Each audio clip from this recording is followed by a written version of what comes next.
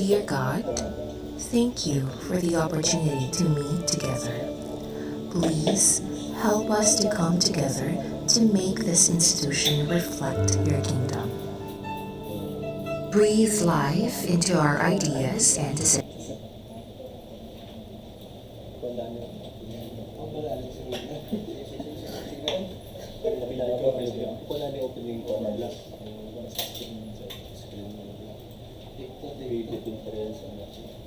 Good morning, everyone. Welcome to the pre-bid conference for various goods and services projects. To start with, everyone is requested to stand for the opening prayer.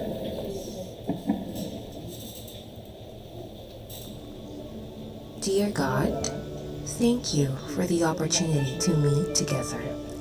Please help us to come together to make this institution reflect your kingdom. Breathe life into our ideas and decisions. Help us build a team that has love and respect at its heart. Give us the strength to continue working for your kingdom in this time of pandemic. Lord, come give us the inspiration to be the best we can be. May we be a shining example of your goodness and truth within, wherever we are. Inspire our thoughts, discussions, and ideas, and continue to remind us that all that we do here today, all that we accomplish, is for the pursuit of truth for the greater glory of you. We ask these things in your name. Amen.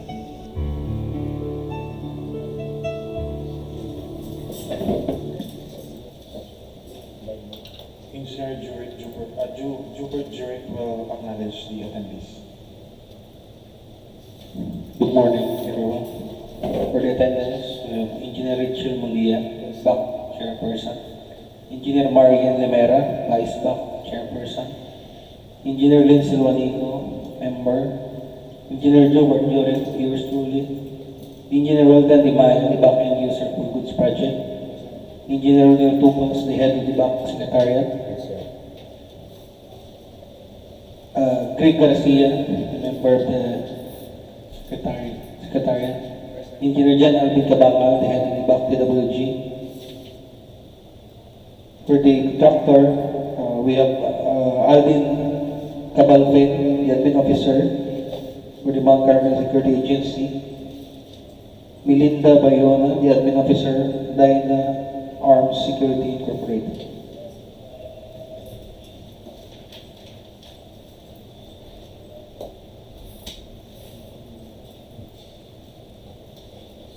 Contract data. Contract ID number 24GGH0001. Contract name procurement of security services for DPWH Iloilo 3rd District Engineering Office, Parapagviejo, Iloilo. Location, Parapagviejo, Iloilo. Funding source, Fund 0101-101. Approved budget for the contract for ABC, 2,330,438 pesos and 96 centavos. Delivery period, 1 year. Security services requirement. Number of security guards for deployment of the DPWH Iloilo 30 office for the period of April 15, 2024 to April 14, 2025. The winning bidder shall provide 7 security guards to be assigned in the DPWH Iloilo 3rd District Engineering Office. Gate guard, 3 shifts. DPWH Iloilo 30 over Tocviejo Roving head guard, 6. 6 roving and 1 head guard, for a total of 6 roving and 1 head guard, equals to 7. 1 supervisor to be provided or assigned by the service provider from its pool of supervisors to supervise and monitor the performance of all security guards employed in this office. Minimum or firearms and monitoring devices to be distributed in this office. Item 1. Description, valid license service firearms A. Handgun. B. Shotgun with sufficient ammunition. Quantity 1. Two-way handled radio at least 5 kilometer radius average. Coverage 1. 3. Metal detector 1. 4. Motorcycle bicycle for roofing guard 1. 5. Security uniforms as per PNP SD requirement composed of the following: Pershing cap 1, ball cap 1, name cloth 1, company cloth 1, belt 1, flashlight with batteries 1, medicine kit 1, holster 1, nightstick 1, whistle 1, black shoe with lace 1, black sock 1, white and blue shirt 1, handcuff for each guard 1. Sufficient logbooks to record day-to-day activity including increase of personal vehicles, equipment, office equipment 1, and furniture. Cellular phone for head guard 1, digital camera 1, raincoat 1, large umbrella 1. Other close equipments, if any.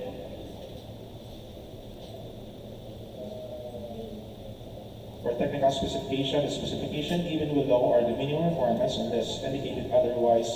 A bidder's proposal must match or exceed the specification. Bidders must state here either comply or not comply against each of the individual parameters of the specification, stating the corresponding performance parameter of each of the item offered. 1. Performance criteria. The bidder shall comply with the following performance criteria: 1. Quality of service delivered. 2. Time management. 3. Management and suitability of personnel. 4. Contract administration and management. 5. Provision of monthly operation report and incident report as the need arise. 6. Attentiveness and presence of mind of guards on duty. 7. Compliance with office policies or guidelines. For technical evaluation parameters to be supported by the company profile. 1. Stability. Year of experience, at least 5 years of experience in security services. Liquidity of contractor net financial contracting capacity at least equal to ABC as of December 31, 2023. Organizational setup with good office setup, office personnel and other tool and equipment. 2. Resource, number of kind of equipment and supplies with a minimum number of and kind of equipment or firearms monitoring devices and supplies as specified in schedule requirements. Number of licensed guard, at least 7 security guards qualified license, banded uniform, highly trained and armed supervisors with at least 1 supervisor. Security plan. Tailored fit for the security needs of the Database Equipment Management Division in accordance with the minimum requirements enumerated in the security plan below in base of personal deployment from 6 p.m. to 6 p.m. on 24 hours. Other factors, recruitment and selection criteria must be in consonance with the provision of RA 487, an act governing the organization and management of private security agencies, company guards, forces of government. Security forces. Completeness of uniform and other paraphernalia is prescribed under RA 5487 and its particular rules and regulation. Security plan. A. Security plan for personnel, visitors, or clients. A.1. Security for DPWH officials or personnel. 1. Provide close-in security as may be required in DPWH officials visiting the office. 2. Exercise courtesy and tact at all times. Strict implementation of no uniform, no ID rule, except wash day, Friday.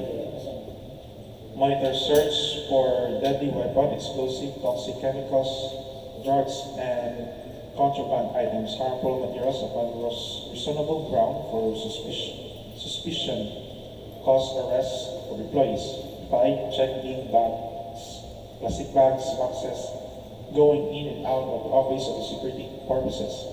6. Prevent, detect, or form of violation of office policies and submit report to the Chief Administrative Officer. 7. Maintain logbook for personal and property or equipment movements. 8. Implement no entry and stay policy in office after office hours, including Sundays, Saturdays, Sundays, and legal holidays unless authorized. 9. Full concentration on security work. Avoid chatting to employees, texting while on duty. 10. Provide tricycle for regular grouping every 2 hours within compound. 11. All security guards must have monthly firing proficiency training to be witnessed by DPWH Iloilo 3rd DEO personnel so that all guards on duty must satisfy marksmanship. 12. Provision of two-way radio to all guards on duty utilizing the MTC, provided frequency and adhering to the policies of the office. For DPWH visitors and clients, implement strictly no ID, no entry rule. Check big bags, plastic bags, boxes for security purposes. Monitor search for deadly weapons, explosive, toxic chemicals, drug and contraband, harmful materials upon reasonable grounds for suspicion, cause arrest of visitors. 4. Prevent detaining from the breach of DPWH and regulation, possible report or cause the arrest of the perpetrators. 5. Prevent entry to the security restricted areas without proper authorization, clearance. Exercise tact and courtesy at all times. Provide direction within the premises. Maintain visitors logbook. Prevent entry after office hours, including Saturdays, Sundays, and legal holidays unless authorized. Prohibit loitering in the premises after visitors' business is done. Issue visitor slip and ID to all non-DPWH personnel and properly coordinate with the officials, employees concerned the entry of visitors. Security for physical resources. Vehicle control. 1. Inspect vehicle entering and leaving DPWH premises. 2. Maintain logbook on the arrival and departure of DPWH vehicle. 3. Control flow of traffic and direct drivers to park their vehicles properly in designated parking area. 4. Safeguard and protect vehicle from pilferage of accessories and other attachments. 5. Required trip ticket for outgoing DPWH vehicles duly assigned by the approving authorities. 6. Prohibit overnight parking for non-DPWH vehicles and recommended parking proper traffic signs. For the facilities and buildings, post notice prohibiting entry or carrying deadly weapons at entrance building. Provide partial lock and key control except in restricted areas. Deny access to restricted areas. Identify and record in logbook authorized persons entering restricted areas. Check that all doors and windows are closed and locked after office hours. Deny entry to peddlers and authorized vendors. Identify need for lighting and recommended measures. And identify fire hazard and recommend measures. 9. Regularly check location and condition of fire extinguishers and recommend measures. Regularly check conditions of the hydrants, hoses, and alarm system section. Observe that all lights are switched off and all electrically operated office equipment are unplugged when occupants of the office are all out. Regular inspection of storage areas are recommended measures if necessary, and switch off all security and perimeter fence lights.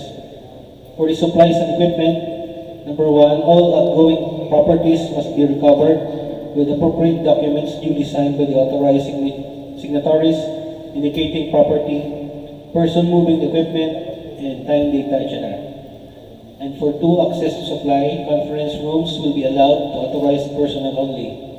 Provide partial lock and key control for all rooms, and ensure security of supplies, equipments, documents at all times. For the contingency plans for various risks, we have fire. Inform fire department immediately upon notice of fire in vicinity. Know status and location of fire extinguishers. Know how to operate fire extinguishers. Be familiar with the fire exits and electrical control switches, and issue a fire alarm. report fire and fire hazard, report inadequate water supply, firefighting equipment and fire exit, recommend and assist in the formation of the brigade, post appropriate fire sign, assist in evacuation of employees, records and equipment. In case of fire, clear driveways and empty spaces, records and equipment.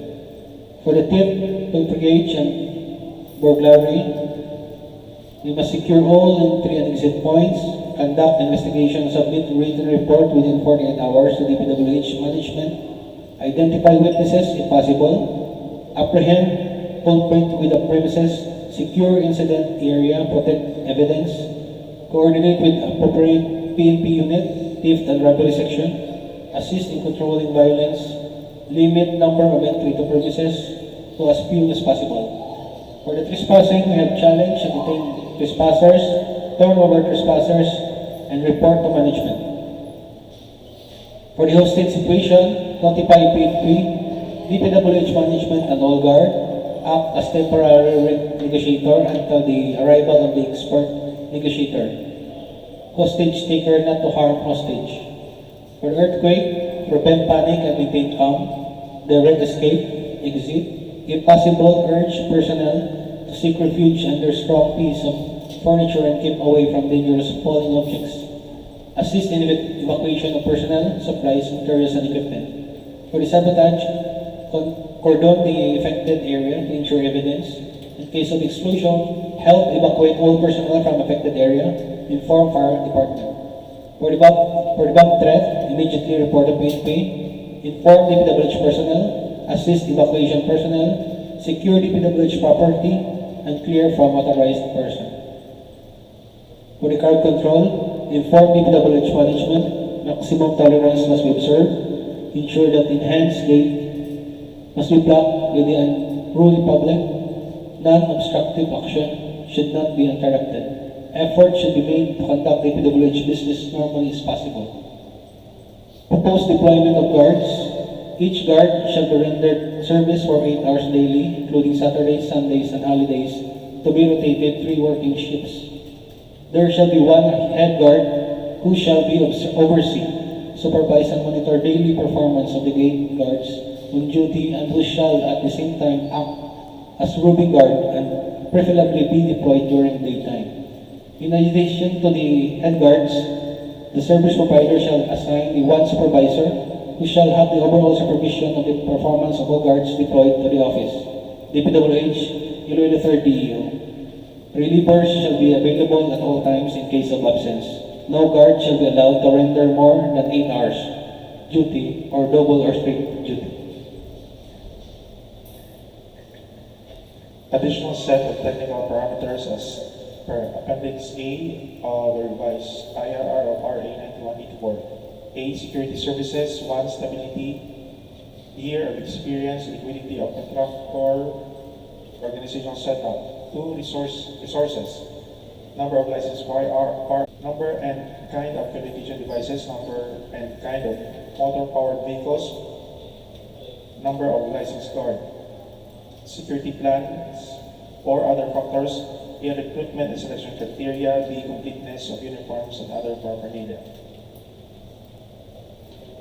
Contract data, contract ID number 24GGH002, contract name, purchase of diesel, gasoline, motor oil for use of our service vehicles and equipment of this office. Location, Barotac, Iloilo. Funding source, 1010101. Approved budget cost, 3,382,680 pesos. Delivery period, 30 calendar days. Schedule of requirements. Description, diesel quantity 37 unit liters for gasoline, 2,500 liters for motor oil, 20 liters. Eligibility requirements, Class A documents, legal documents, valid PhilGIPS registration certificate, platinum membership, all pages in accordance with Section 8.5.2 of IRR of RA 9184.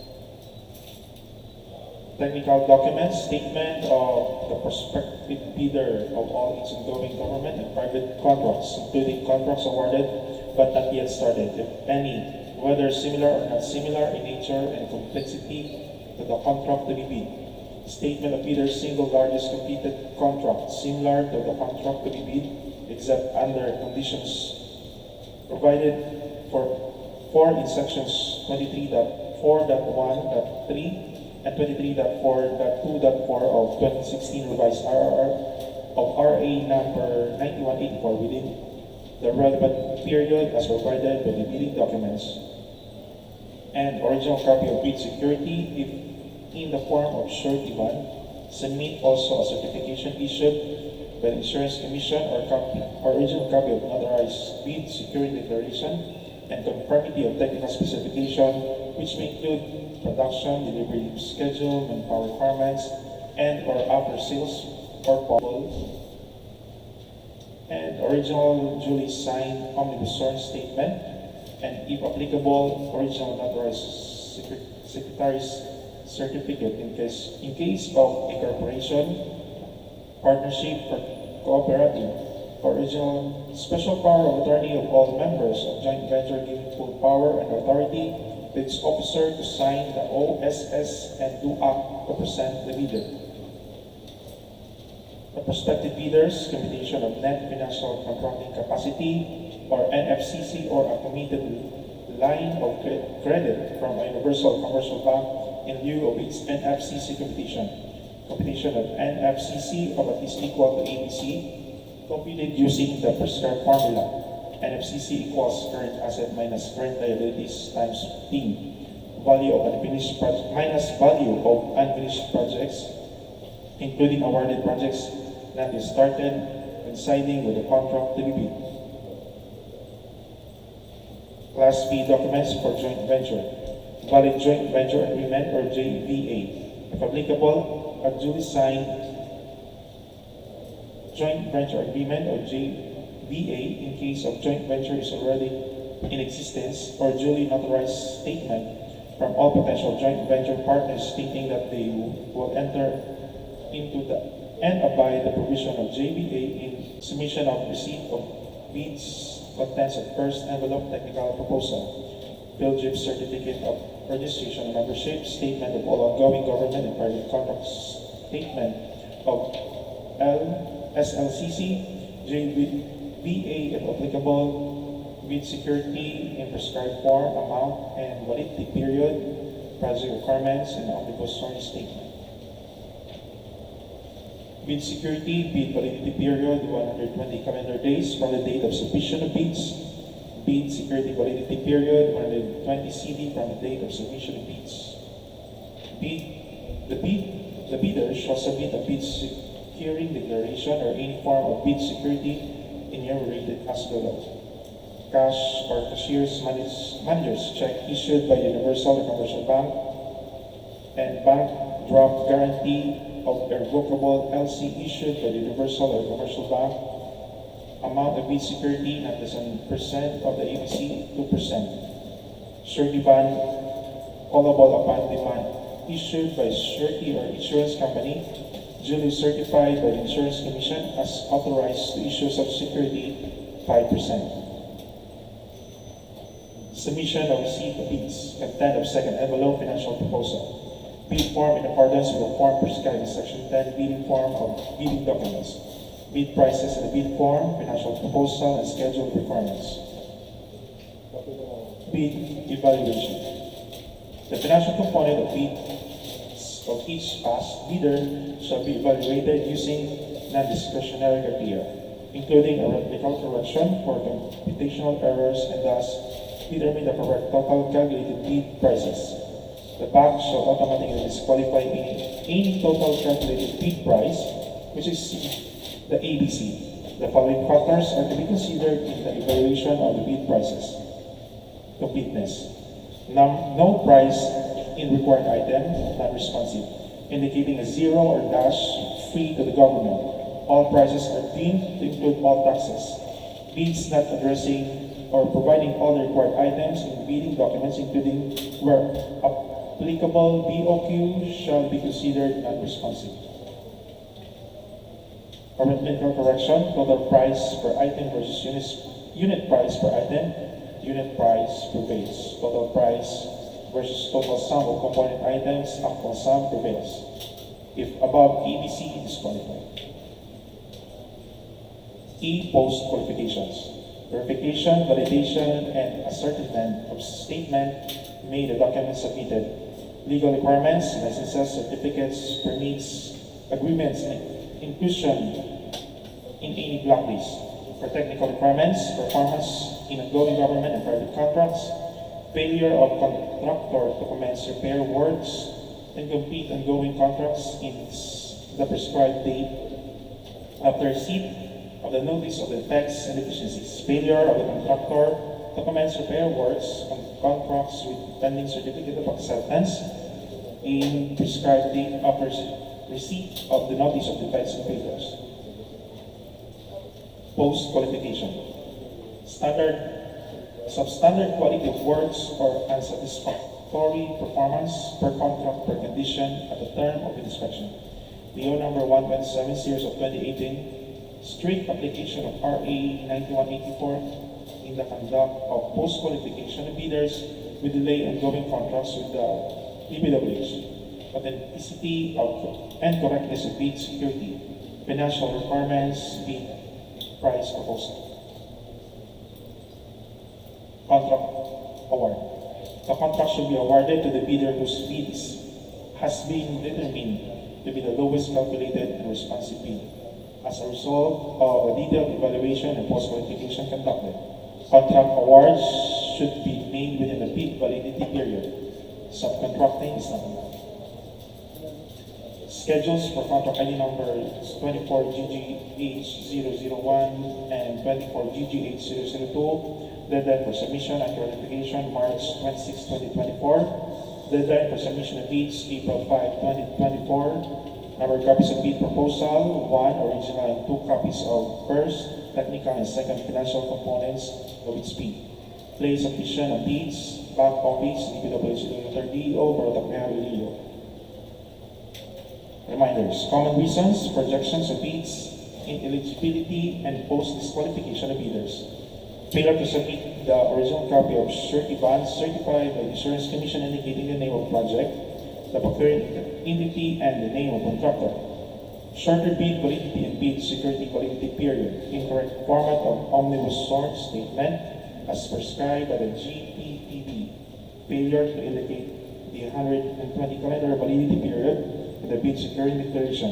Unauthorized representative or liaison officer of the bidder who submit bids late, submission of bid, not valid or updated, PLGIP certificate and registration of membership in accordance with section 8.5.2 of IRR of RA 9184. Single proprietor signatory should be the owner or proprietor only. Corporation or cooperative, board secretary's certificate and board resolution. For joint venture resolution or agreement, and for partnership as indicated in the article of partnership. Let's go now for the open forum. Any question from the proctor? If not, that ends our pre-bid conference. Thank you and good morning. Yes, ma'am. Ano sir, magamit ko lang po sa number of days sila dito. Hindi pa Sakto. Ito si ma'am. wait ako kasi number of days sila. Tayo sa Doli, 395. Kasi sa inyo sa Layos is 411.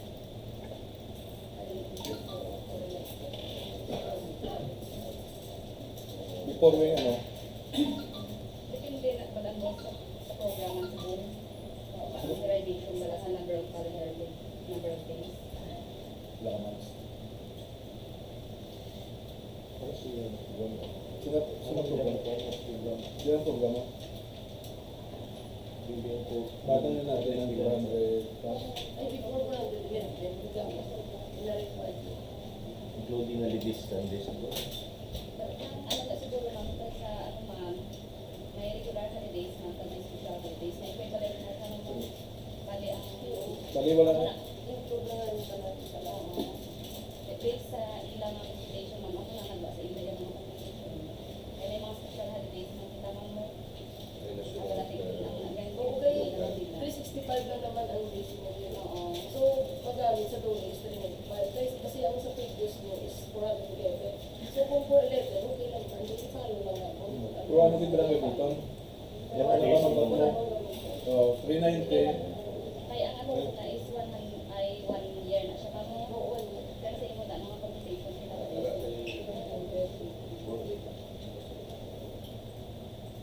108. 408 408, ma'am. kay Medi. 408. Okay. Diba, after the Oh. So, kanil ko lang.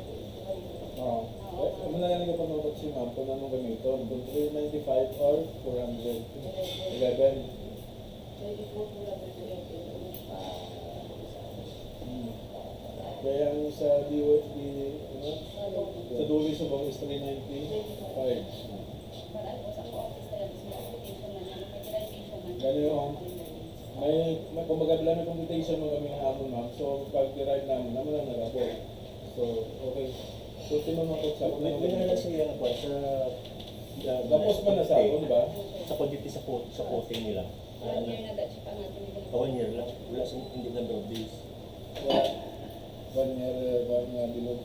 Kaya ang contractor shift 1 year man yan. Then mag 1 year, 165 days lang. 365. 365. At 365.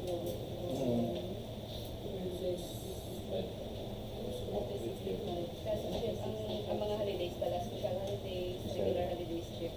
May ano na sa shift, may value na siya. Nagano. May value siya. May percentage sa mga holidays. Tika silang ang ginapamangkot ni ma'am is why nga lain kita sa iya ka dole ay sa ato. Ano mo naman napamangkot ni ma'am? Ang inyo lang nga i-required nga i-follow namin. Oo. But so Para ang may basilan kami sa computation. so ang nang-required to is ilan? Ilan itong required?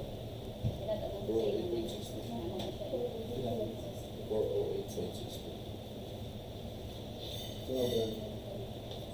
Okay, sobra naman na siya sa ano. Including, ano na siya. Mga special, mga additional na request. Ay, ang loan, 395 lang. O ganun no? Oo. So bagay ito lang na nag-base sa sobra. Tama-tama. Kadang kopya ka rin gagawin, A4 legal. Before lang kita na. A4 lang. Sige, thank you sir. Ano pag Any question? If not, that ends our team meet conference. Thank you and good morning. Okay na, please, ano,